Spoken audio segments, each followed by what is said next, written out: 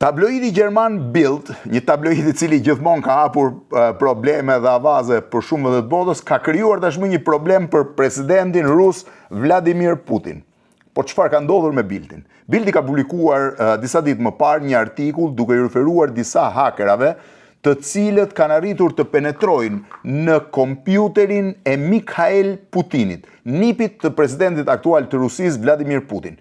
Mikhail Putin, i cili është antar i një bordi të kompanisë më të madhe energjetike Gazpromit, është diku rreth moshës 56 vjeç në mos gaboj, dhe në kompjuterin e tij kishte dhe një analizë që mund ta shihni se është publikuar të ADN-s tij. Analiza ishte bërë disa kohë parë, por hakerat, cilët janë konsultuar në pas me genetist, kanë arritur të zbulojnë që ADN-ja e Mikhail Putinit është me ngjeshmëri të jashtëzakonshme, shumë të madhe sipas tyre me Mikhail Putinin, natyrisht ADN-ja ka pjesën më të madhe dhënave ka identike. Dhe çfarë kanë zbuluar? Kanë zbuluar që Vladimir Putin, po mundohem t'ju lexoj tamam, siç e thot kjo Bildi, i takon grupit ose haplogrupit EV13, EVIZ-V13. Por çfarë ndodh me këtë grup? Ky grup ka një prani shumë të vogël në Rusi.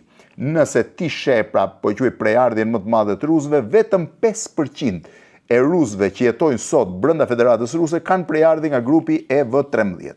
Po ku është pjesa më e madhe e pjesëtarëve të këtij grupi? Pjesa më e madhe e pjesëtarëve të këtij grupi është në Kosovë, në Kosovën e sotme. Rreth 30% të pjesëtarëve të grupit EV13 që kanë kryer ADN-n rezultojnë që janë sot në Kosovën moderne. Ka mjaftuar ky lajm që Bildi të hedhë një pikë pyetje që Putini mund të jetë nga Kosova, mediat shqiptare e kanë bërë atë flak fare, kanë hedhur mjaft dhëna, po është shumë interesante. Sipas Bildit, ngjashmëria genetike midis Mikhail Putinit dhe Vladimir Putinit është 6.25%. Janë i njëjti grupi mashkullor Y, kanë të njëjtin mutacion në kromozonet e tyre, i takojnë një njëjtit grup, pra janë e njëjta familje, që duket se ka origjinën nga Kosova moderne e sotme. Në momentin e parë duket shokuese, por ka dhe një detaj akoma më interesant. Bildi ka zbuluar që ADN-ja e Vladimir Putinit, presidentit sotëm të Rusisë, është e njëjtë, pra i takon të njëjtit grup genetik me atë të Adolf Hitlerit, pra edhe ai është EVIZ-V13. Fakt, duket si e çuditshme që jo vetëm Putini, po tashmë edhe Hitlerit ketë prejardhje nga Kosova, por natyrisht kjo nuk ka të bëjë fare dhe nuk do të thotë asgjë. E para njerë duhet kemi parasysh diçka dhe mundohem bëj një biografi të shkurtër të Vladimir Putin. Vladimir Putin është njeri i fiksuar me sigurinë e tij. Është njeri i fiksuar me jetën e tij private. Të penetrosh brenda saj ka qenë thuajse e pamundur. Gazetarë investigativ që kanë tentuar të hyjnë, të dalin, të shfaqen aty këtu nuk kanë arritur asnjëherë të gjejnë të dhëna të mjaftueshme për jetën e tij. ADN-ja e tij ka qenë gjithmonë sekret. Nuk e di nëse shërbimet sekrete amerikane, që natyrisht janë shtejet sofistikuara, mund të kenë një ADN të tij që nuk është bërë publike, por dihet që gjatë udhëtimeve jashtë, pra gjatë udhëtimeve në perëndim kryesisht, Vladimir Putin ka një agent i cili asgjëson dhe jashtëqendjet e tij në mënyrë që asgjë të mos mbetet në vendin mik prej nga ky vend mund të kryej analizat e ADN-s për të gjetur po quaj informacionet ndryshme mbi prejardhjen genetike e tij ose mbi smundjet që mund t'i kanosen, mbi statusin e tij shëndetësor edhe shumë të tjera si këto.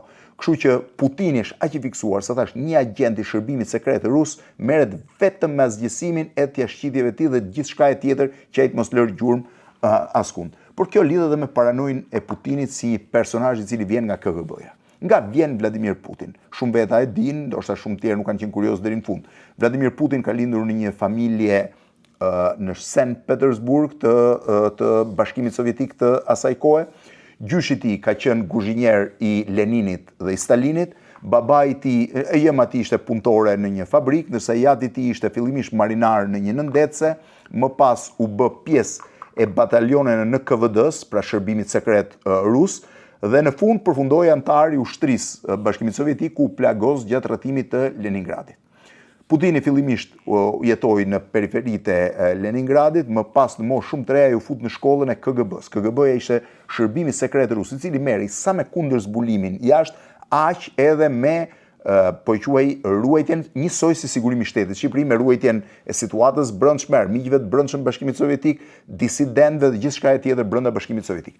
Ai u diplomua në Akademinë e KGB-s, që konsiderohej një nga shkollat ku përgatitja e personalitetit, sidomos si thua kalitja e personit për të kaluar situata të vështira ishte e jashtëzakonshme. Menjëherë pas kësaj u transferua në Dresden të Gjermanisë lindore, ku befas ai ran kontakt me një mirëqenie shumë të madhe se ajo ruse, siç thot në librat për të, në biografitë e tij thuhet që kur familja Putin u kthye nga Dresdeni në Bashkimin Sovjetik, por dhe gjatë udhëtimeve që ajo vinte për pushime, gjithmonë sillte me vete o një lavatriçe o një televizor që në Bashkimin Sovjetik ishin shumë tralla. Kjo të kujton shumë Shqipërinë e viteve 80. Ai punoi për disa vite, 4 ose 5 vjet, tani nuk jam shumë i saktë sepse po mundohem ta sjell pa ripart të dhënat.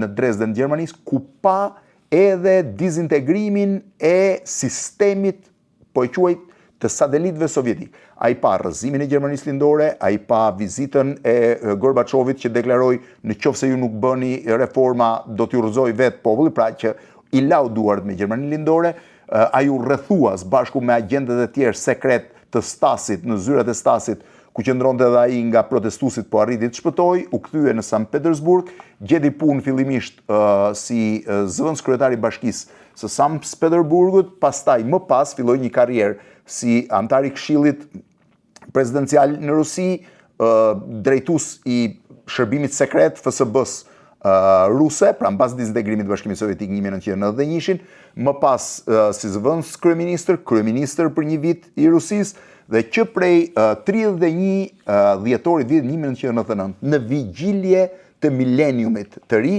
ai mori postin e presidentit të Republikës Ruse. Deri tani, për 25 vjet ai vijon të luajë, me përjashtim të 4 viteve kur u bë kryeministër dhe buri Medvedevin president, po sërish ai ishte njeriu më i fuqishëm, të jetë njeriu më i fuqishëm i Rusisë. Pra të jetë praktikisht njeriu me dorë të hekur të Rusisë. Është një imitim midis carit dhe Stalinit, një autoritarist që natyrisht kontrollon gjithçka, një njeri që tentoi në fillimet e para duke gënjur dhe perëndimin që do të rriste nivelin dhe standardin e jetesës në Rusi, i dha fund luftës në Çeçeni, pati përshtypjen e njeriu mjaft popullor, ndërsa më pas u kthye në një prej autokratëve normal që funksionojnë në këto vende. Natyrisht që Putini ka pasur disa pikpamje, dhe pikpamja kryesore e tij ka qenë që Bashkimi Sovjetik ishte një gabim që u shëmb, që shëmbja e Bashkimit Sovjetik la rreth 26 milion rus jashtë atë dheu tyre, pra jashtë vendit tyre, jashtë Rusisë, të shpërndarë nëpër republikat sovjetike, që nga ato balltike e deri në Moldavi dhe më pas deri në anën tjetër në Kazakistan, Turkmenistan dhe republikat e Azisë Qendrore, ato që quhen republikat e staneve. Njëkohësisht ai pati idenë që perëndimi nuk mund ta kërcënojë Rusinë kufit e saj, gjë që çojnë në nisjen e luftës së Ukrainës, dhe nuk ka lejuar asnjë disident brenda tij. I fundit ishte Navalny, i cili humbi jetën, vdiq në një burg sovjetik me shumë pikë pyetje për vdekjen e tij. Kështu që Putini është një personazh i cili është i lidhur, ka qenë gjithmonë kundërshtar i politikës Kosovës, ka vizituar vetë Kosovën për të parë trupat ruse në aeroportin e Prishtinës në vitin 1999. Njëkohësisht ai ka një histori me Bexhet Pacollin, ka qenë nënkryetari i Bashkisë Sankt Petersburgut kur Bexhet Pacolli u çua në Sankt Petersburg për të ndërtuar një vilë në të cilën brenda 60 ditëve do vinte mbretëresha e Britanisë Madhe, dhe kryetari i Bashkisë Sankt Petersburgut së bashku me presidentin Jelcin e ngarkuan Putinin që të gjente çimento, llaç, beton, gjëra të tilla që i duheshin Bexhet Pacollit për të arritur për të restauruar vilën në kohë. Më pas, Bexhet Pacolli pretendon që ka qenë ai që ka ndikuar në ardhjen e tij nga Sankt Petersburgu në Moskë, dhe më pas ai bëri një karrierë në fakt kur në krye të FSB-s arriti të eliminoj prokurorin Skurin, duket tani emrin mund ta kem gabim, i cili po hetonte çështjen e restaurimit të Kremlinit bërë nga Mabeteksi Pacollit për llogari të Boris Jelcinit, por që nga ajo kohë, një nga momentet e para ka qenë një ftoje midis Putinit dhe Pacollit, dhe më pas, në momenti i largimit parë, më pas ndoshta nuk kam pasur më kontakte. Por çfarë do thotë që ADN-ja e Vladimir Putinit është nga Kosova? Në fakt nuk do thotë asgjë. Ju kujtoj që këtë ADN, sikur se thashë, ka pasur dhe Hitleri, V13, që nuk ka lidhje fare me Kosovën. Fakti që 5% e personave që kanë këtë ADN jetojnë në Rusi dhe 30% Kosovën e sotme nuk do thotë që ka një lidhje, mjafton t'ju kujtoj që ADN-ja e Napoleon Bonapartit, pararësit e tij gjenden me shumicë në zonën etiopisë, kjo nuk do thotë që Bonaparti ishte nga Etiopia, kështu që ADN-ja është vetëm një remishencë që tregon lidhje, kontakte ku janë shpërndar grupet që kanë jetuar, por nuk ka lidhje asgjë me kulturën e sotme, aq më tepër me botën moderne, kur them moderne, po them edhe ndoshta në 2000 vitet e fundit. Kështu që ishte një lajm për të bërë pak sensacion, po ishte një lajm që nuk ka asnjë thelb vërtet. Vladimir Putin mbetet një armik i Kosovës, në përgjithësi një armik i Europës, dhe një person i cili me sa duket derisa të jetojë do vazhdojë të mbetet të drejtojë me dorë të fortë Rusinë e sotme.